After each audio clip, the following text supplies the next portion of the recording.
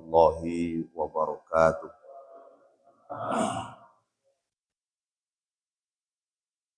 Alhamdulillahi rabbil alamin. Asyhadu an la ilaha illallah wahdahu la syarikalah wa asyhadu anna Muhammadan abduhu wa rasuluh.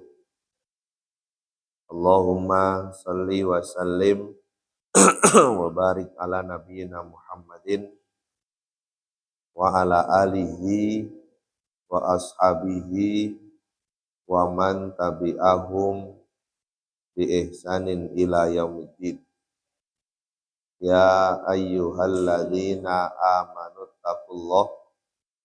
ittaqullaha haqqa tuqatih wa la tamutunna illa wa antum muslimun.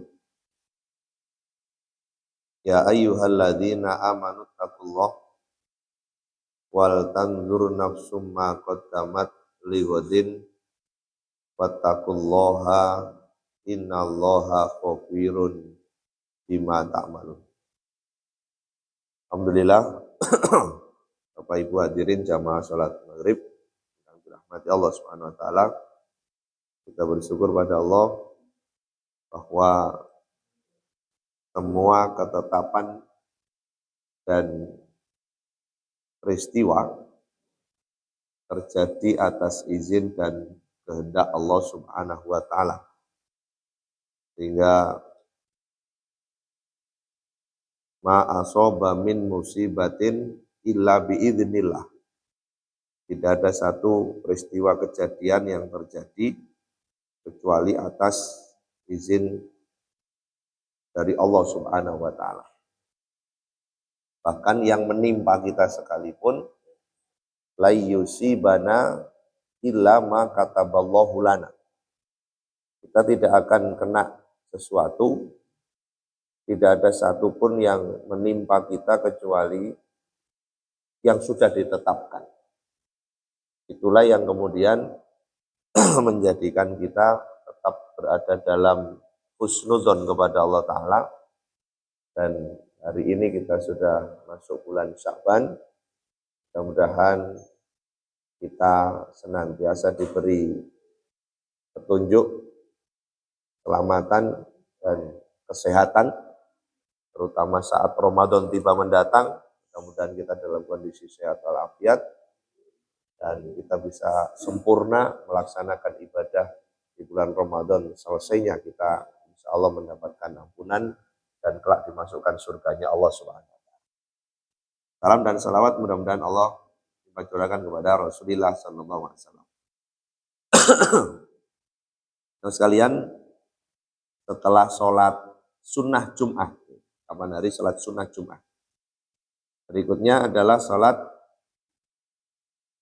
safar, sholat yang dilaksanakan ketika sedang atau akan bepergian dan datang dari bepergian, yang kita sebut sebagai sholat safar, yang oleh Nabi SAW sampaikan atau laksanakan bahwa sholat ini bukan terkait dengan tempat, bukan terkait dengan sholat yang lain, juga bukan terkait dengan waktu.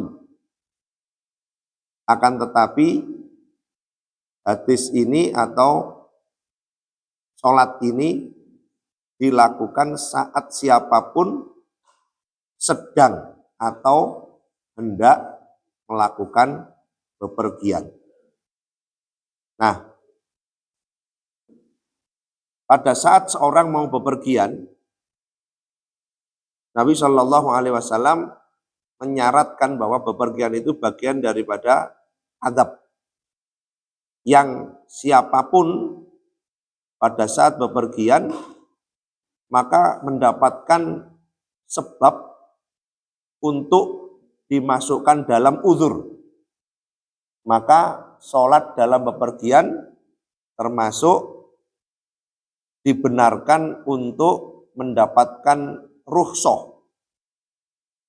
Sholat dengan duduk tanpa menghadap kiblat semestinya, yang rokaatnya diringkas, sholat waktunya digabung, dan bisa jadi tidak harus berwudu karena sedang ada uzur, air tidak ditemukan atau tidak memungkinkan menggunakan air.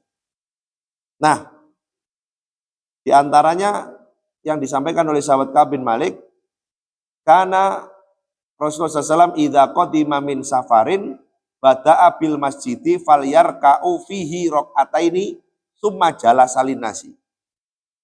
Satu di antaranya ketika Nabi SAW sedang bepergian, maka dijumpai ini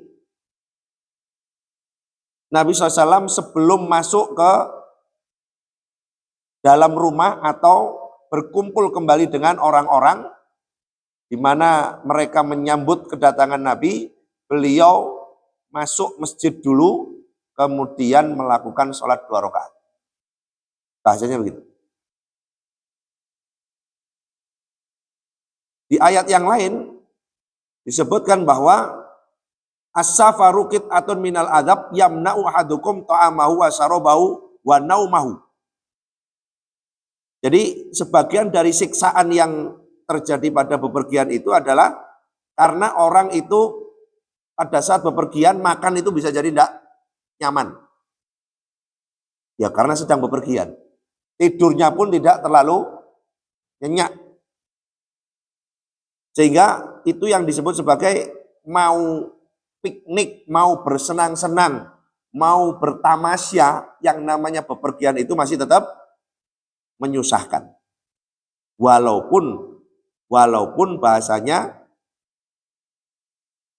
itu dicari dan dilakukan orang.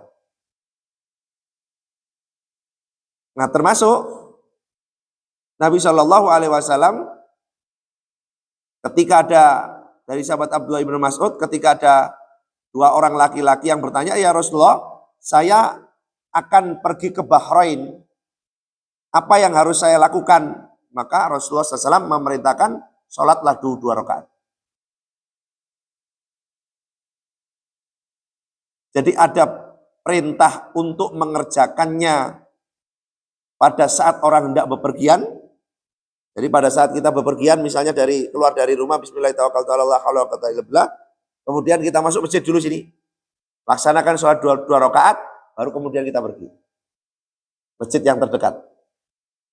Saat tiba, kita belum masuk rumah, kita mampir dulu ke masjid untuk melaksanakan sholat 2 rakaat.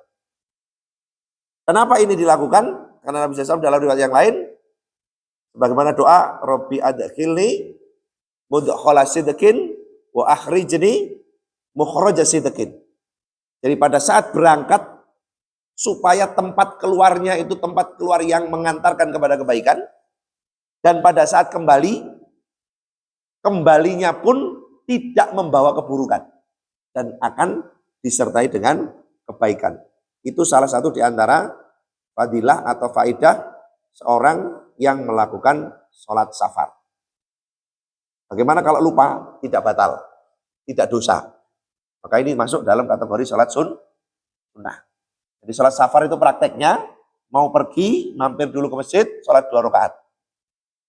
Bukan tahiyatul masjid, bukan wudhu, bukan duha. Beda dengan sholat ihram. Saat berikhram tidak ada sholat tertentu. Tapi pas waktu sholat, yaitu sholatnya. Kalau waktu duha ya pas sholat duha. Kalau pas waktu sholat wajib ya pas sholat wajib. Andaikan tidak ada, karena masing-masing tempat yang dituju ditentukan Nabi untuk mengambil mikot niat itu kemudian ada dalam masjid, maka minim tahiyatul. Bahasanya begitu. Makanya beda dengan pada saat orang bersafar. Makanya di sini disebutkan pada saat Nabi SAW ditanya apa yang harus saya lakukan, saya mau pergi ke Bahrain. Nabi mengatakan sholatlah dulu 2 rakaat. Ketika Nabi SAW tiba dari bepergian, maka Nabi melaksanakan sholat 2 rakaat dulu di masjid, baru kemudian kembali ke keluarganya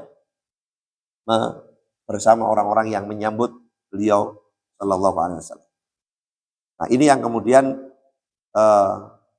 disampaikan bahwa ini bagian daripada syariat sholat safar atau sholat ketika berpergian jauh. Bahasanya bepergian jauh itu ya tidak asal keluar rumah. Nek teng larangan ngoten ya ndak usah. Gitu. Notok teng PGS ya mboten usah. Artinya itu masih dalam wilayah daerah kita.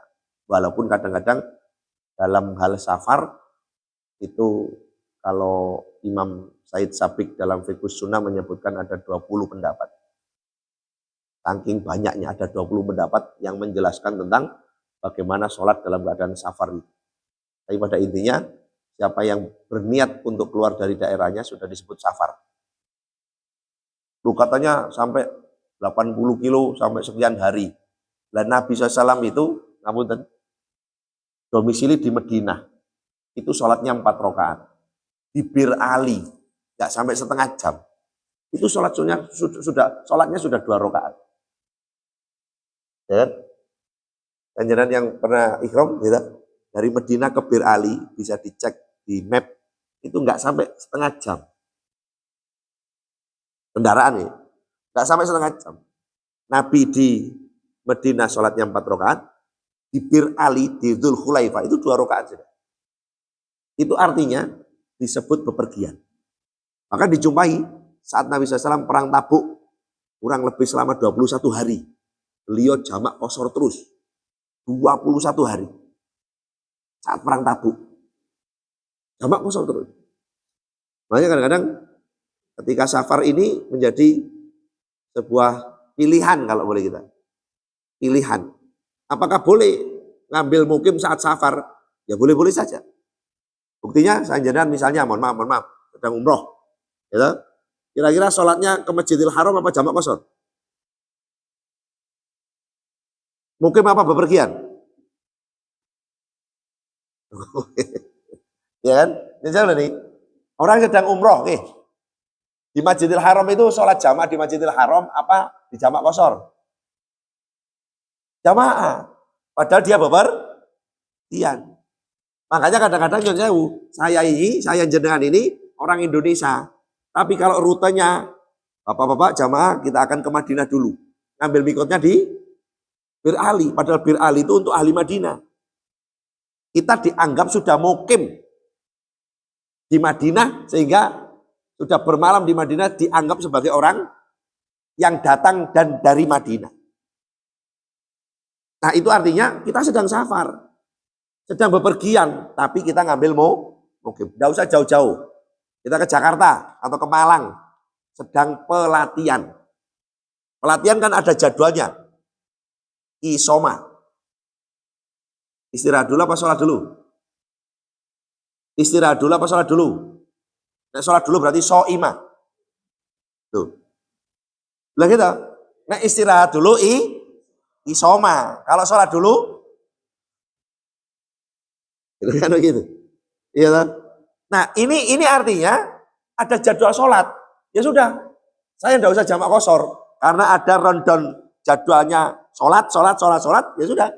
Maka saya melaksanakan sholat sebagaimana orang mukim. Kalau orang mukim berarti tidak dijamak, tidak diqashar. Karena tidak dijamak dan tidak diqashar, maka rawatib qobliyah ba'diyahnya tetap ada. Itu yang ada kaidah la sholata fis safari. Tidak ada sholat sunnah ketika bepergian, itu yang sholat wajibnya digabung di jamak atau diringkas di qashar. Jadi kalau sholat wajibnya itu di jamak dan di qashar, maka jangan ada qobliyah ya. Bapak Ibu rombongan kita nanti jamak qashar ya, zuhur asar. Sebentar, saya tak qobliyah ini gimana? Bahasanya begitu. Kalau ingin qobliyah berarti tidak dijamak, tidak di qashar, sebagaimana pilihannya sahabat Abu Hurairah. Kalau saya ingin rawatib qobliyah ba'diyahnya tetap ada, walaupun saya bepergian, saya tetap mengambil mukim. Sholat sebagaimana waktunya, sholat sebagaimana jumlah. Maka dengan kaidah apa tadi? Sholat safar, baik pada saat berangkat maupun pada saat tiba, itu disyariatkan supaya sebagaimana orang yang mau perjalanan didoakan oleh Nabi SAW, zawataka wa taqwa wa ghafaru dzambaka wa kafara lama wa wajjaka fil khair. Orang yang bepergian itu perlu didoakan, mudah-mudahan Allah bekali Anda dengan iman dan takwa. Mudah-mudahan Allah ampuni dosa-dosa Anda. Mudah-mudahan Allah hilangkan kegalauan, kegelisahan hati Anda. Dan yang terakhir ini, wa wajjaka fil khair. Mudah-mudahan Allah bimbing, arahkan selama perjalanan Anda kepada kebaikan dan kebaikan. Makanya sholat safar supaya makhraj, tempat keluarnya itu ada tempat keluar yang baik. Dan kemudian mudkhal, jadi ketika tempat masuk, maka mendapatkan tempat masuk yang baik, tidak membawa serta kebu. Tapi sekali lagi, ini masuk dalam kategori sholat sun. Jelas terkait dengan sholat safar ini? Oke. Bahasanya boleh tapi Nabi keluar dulu. Kalau di rumah kan belum keluar namanya.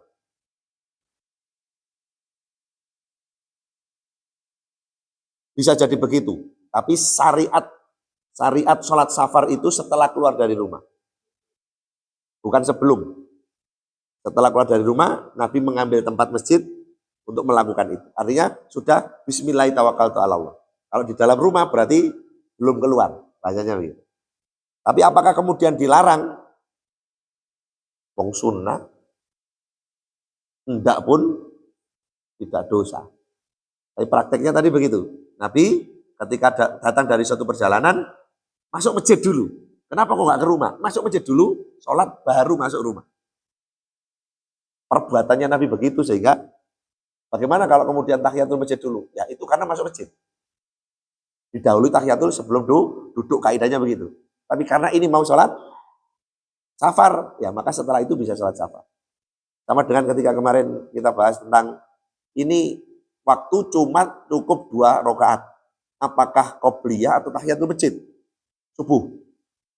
Kita datang sholat subuh, waktunya cukup untuk 2 rakaat saja. Mana yang kita pilih? Maka kita yang pilih adalah qobliyah karena kita mau sholat subuh. Kalau pengen dua-duanya apalagi ini 10 menit, habis adzan qobliyah di rumah, gak usah lama-lama, qul ya ayyuhal kafirun, qul huwallah. Setelah itu segera ke masjid, tahiyatul masjid, itu dapat dua-duanya. Makanya untung kalau kemudian jeda antara adzan dan iqamah itu diperpanjang minim 10 menit. Di Haramain itu sampai 25 menit. Nabawi sama Haram itu sampai 25 menit. Jadi andaikan orang mau sholat itu sholatnya longgar, andaikan mau berdoa, doanya itu banyak. Dan doa di antara 2 adzan, yakni adzan dan iqamah itu mustajab. Makanya sanjana kadang-kadang mohon maaf, habis adzan kalau bisa jangan sering, jangan banyak omong-omongan. Boleh, tapi jangan sering, jangan banyak omong-omongan. Mending dimanfaatkan untuk berdoa. Karena itu waktu mustajab. Tanya dulu. Ada persoalan lain terkait sholat safar?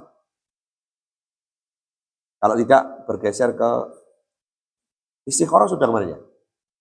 Belum. Berikutnya sholat istikharah. Apa yang dimaksud dengan sholat istikharah? Ada sebuah hadis dari Jabir bin Abdillah radhiyallahu anhu, beliau bercerita bahwasanya Rasulullah SAW pernah mengerjakan sholat istikharah atau pernah mengajarkan sholat istikharah kepada kami para sahabat dalam segala urusan. Jadi sholat istikharah itu bukan urusan yang penting-penting tok. Bukan urusan yang kita katakan sebagai hidup dan mati tok. Tapi segala urusan. Dengan satu catatan, mohon maaf, sholat istikharah bukan karena ragu. Bukan. Sholat istikharah itu minta pilihan, bukan karena ragu. Karena judulnya, qala Rasulullah SAW, idza hamma ahadukum bil amri. Idza hamma ahadukum bil amri, apabila seseorang itu sudah bertekad untuk melakukan sesuatu. Jadi bertekad sudah. Jadi apabila orang itu sudah memiliki keputusan untuk keinginan keras untuk melakukan sesuatu. Jadi bukan ragu-ragu. Kalau ragu-ragu berlaku kaidah lain. Tak mayaribuk ilama layaribuk. Tinggalkan yang meragukan. Menuju sesuatu yang tidak meragukan. Jadi kalau saya ragu, nggak usah dilakukan. Istikharah itu siapa yang berniat keras, berkeinginan keras, bertekad untuk melakukan sesuatu. Cuman yang dilakukan ini iya apa tidak? Lanjut apa berhenti? A apa B? Jauh apa dekat? Pilihannya di sini. Hanya di sini disebutkan idza hamma ahadukum bil amri falyarka rakaataini min ghairil faridah. Kalau orang itu sudah berniat kuat, bertekad, berkeinginan keras untuk melakukan sesuatu, maka hendaknya ia melakukan sholat 2 rakaat yang sunnah, bukan wajib. Berarti sholatnya sholat sunnah. Tidak boleh sholat istikharah pada saat sholat subuh. Atau sholat subuh digunakan sholat istikharah, tidak. Karena Nabi menyarankan hendaklah melakukan sholat 2 rakaat min ghairil faridoti, dari selain sholat yang baru setelah melakukan sholat fardu, sholat sunnah yang selain fardu, tsummal yakul, kemudian hendaklah ia berdoa. Jadi sholat istikharah itu inti perbedaannya letaknya pada doanya. Pada doanya. Kalau sholat-sholat yang lain, yang jelas selesai sholat fardu itu mustajabah. Doa selesai sholat fardu itu mustajabah. Termasuk nih Pak Tenun, bacaan ayat kursi setiap selesai sholat fardu itu akan menjadikan orang dimudahkan masuk surga. Barang siapa yang membaca surat ayat kursi setelah sholat fardu, tidak ada penghalang pemisah antaranya dirinya dengan surga kecuali kematian. Tidak ada penghalang antara dirinya dengan surga kecuali kematian. Berarti setelah mati yang dihadapi adalah surga. Apa sebabnya? Membaca ayat kursi kapan? Setiap selesai sholat fardu. Bahasanya begitu. Tapi judulnya di sini setiap selesai sholat fardu itu mustajabah. Mustajabah. Nah, beda dengan sholat istikharah tadi itu. Jadi sholat istikharah terkait dengan doa. Saya baca dulu nih.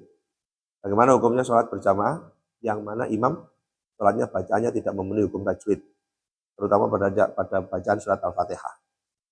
Ya, tidak membatalkan, tidak mengurangi sholatnya makmum. Termasuk pada saat imam adalah pelaku dosa. Satu saat kita sholat berjamaah, ternyata imamnya itu pelaku dosa. Tidak ada hubungannya. Andaikan imam salah, salah ditanggung imam. Andaikan makmum salah, karena imam, maka tanggungan kepada imam. Maka kalau jadi imam jangan cepat-cepat. Dan juga jangan terlalu lama. Makanya sholat ketika berjamaah menyesuaikan makmum. Tidak boleh lama. Dan tidak boleh terlalu cepat. Justru kalau ingin sholat lama, sholat sendiri. Sekarang dibalik pertanyaannya. Bapak-bapak, ibu-ibu, kalau sholat itu lebih lama sendiri apa berjamaah? Balik keliru kabeh. Saya ulang. Ya, kalau sholat berjamaah itu jangan lama-lama. Menyesuaikan kondisi makmum. Sudah? Dan pertanyaannya, Bapak Ibu, kalau sholat lama itu sendiri apa berjamaah? Kenyataan apa cita-cita?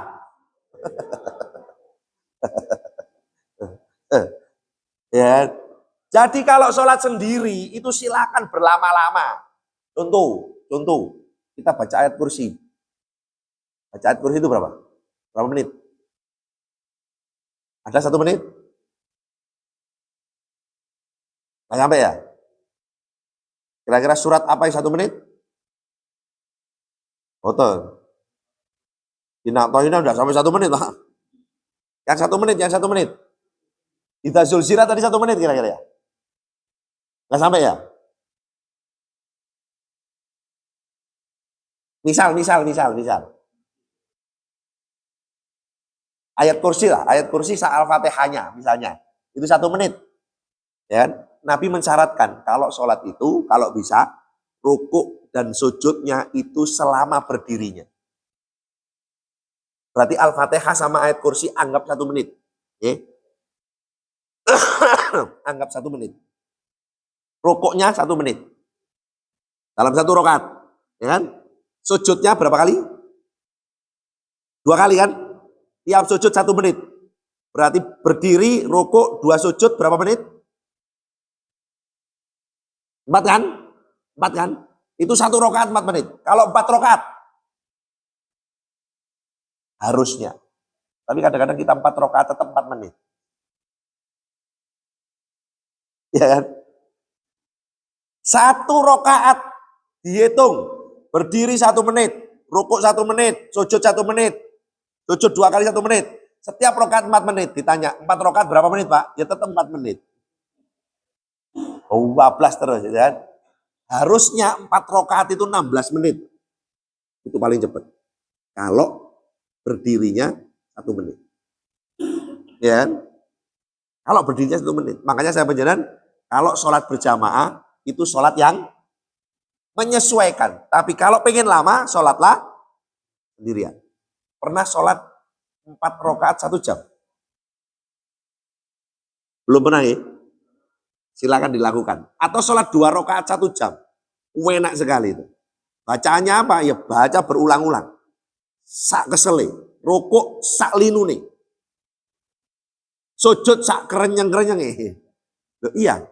Karena menyesuaikan kekuatan kita. Jangan melebihi batas kemampuan. Saya tak minum dulu nih.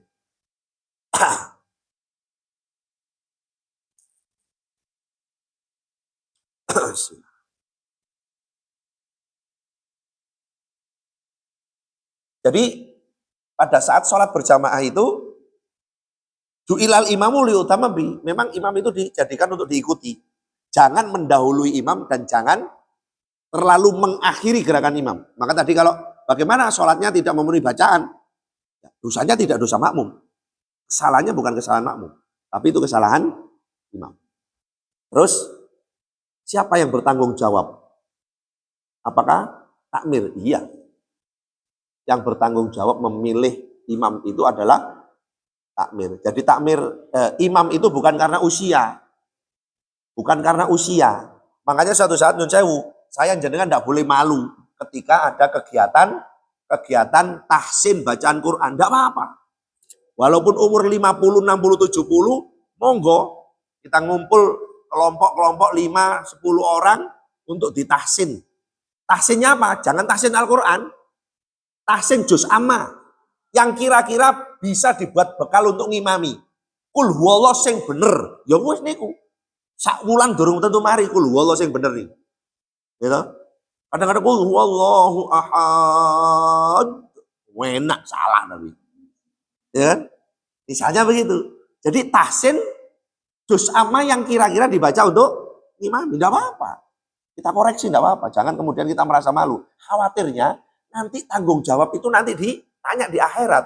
Sedangkan kita sudah tidak bisa kembali ke dunia. Tidak apa-apa.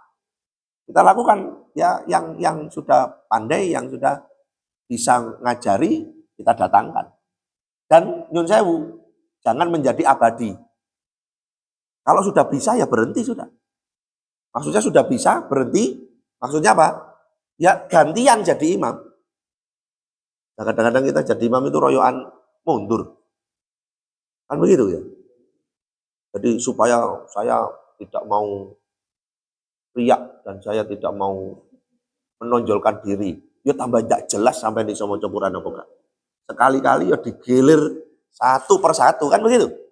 Digilir satu persatu wong kita internal saja kok. Andai kan keliru enggak masalah. Sampai hafal Quran kok keliru. Nabi saja keliru kok. Nabi saja minta dibacakan Quran. Sahabat diminta, tolong bacakan aku Quran. Loh, Nabi, engkau kan yang mendapat wahyu. Kenapa engkau minta bacaan aku? Aku untuk mengulang.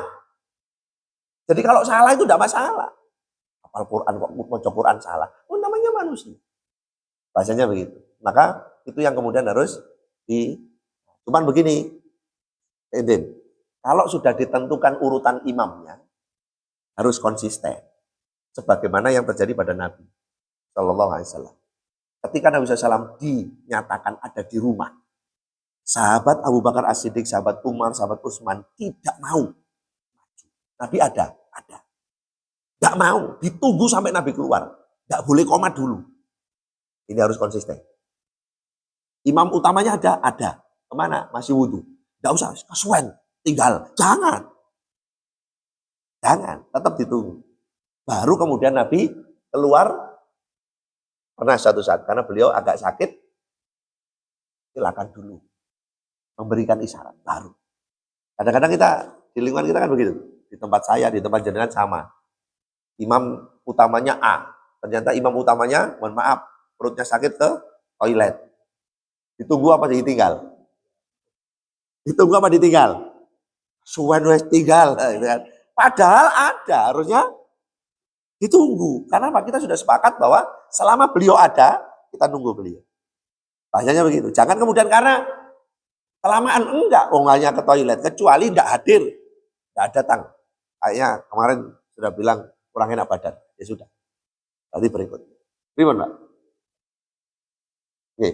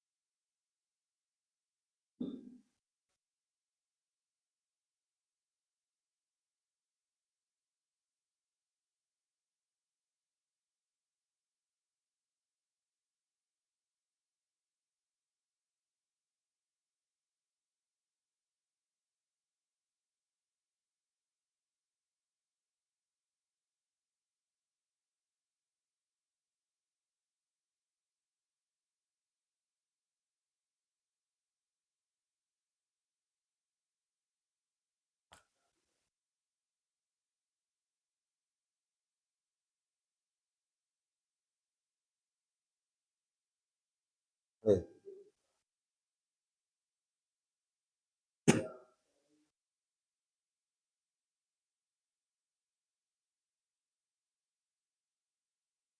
Oke.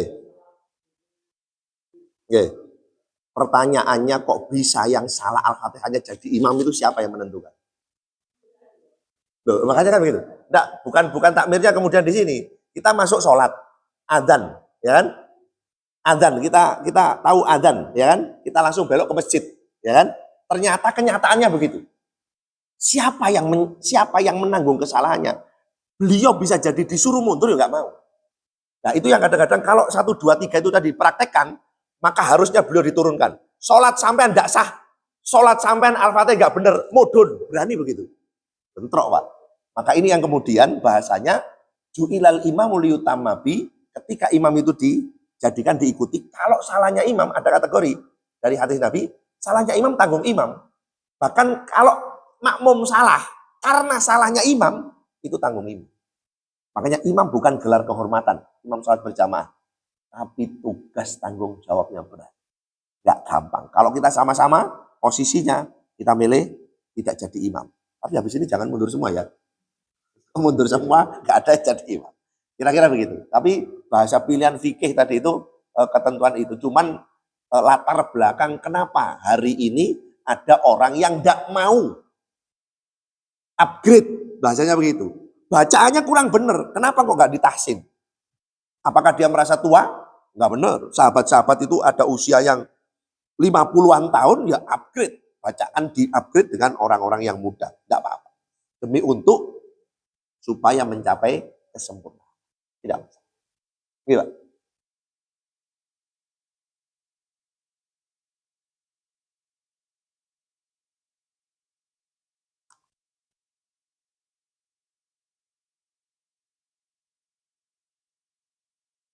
Dua.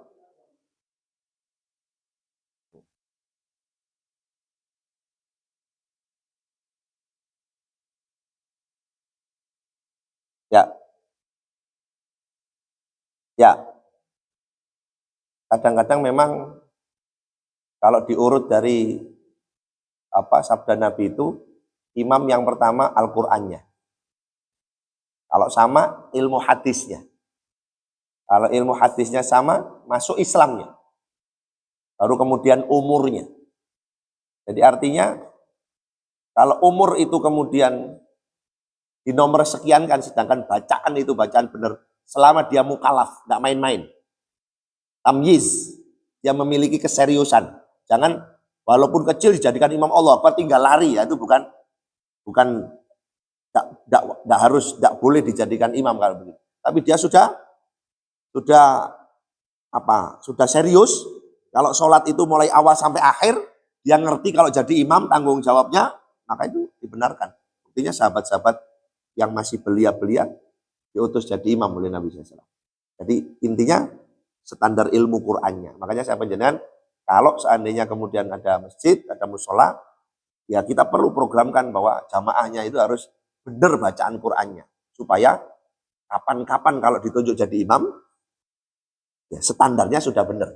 Makanya tadi yang ditahsin itu jangan Al-Baqarah yang jarang dibaca, tapi ya, Wadduha, Inna A'thaina, gitu kan? Wal Asri, apalagi Qul Huwallah, itu yang ditahsin supaya bacaannya benar sebagai bekal kapan-kapan kalau ngimami itu sudah benar. Yang kedua, nah kita lanjutkan nanti. Jadi bahasanya sholat istikharah itu bukan cenderung minta pilihkan Allah.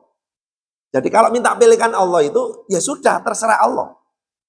Bukan ya Allah kalau bisa yang ayah. Wah, enggak begitu.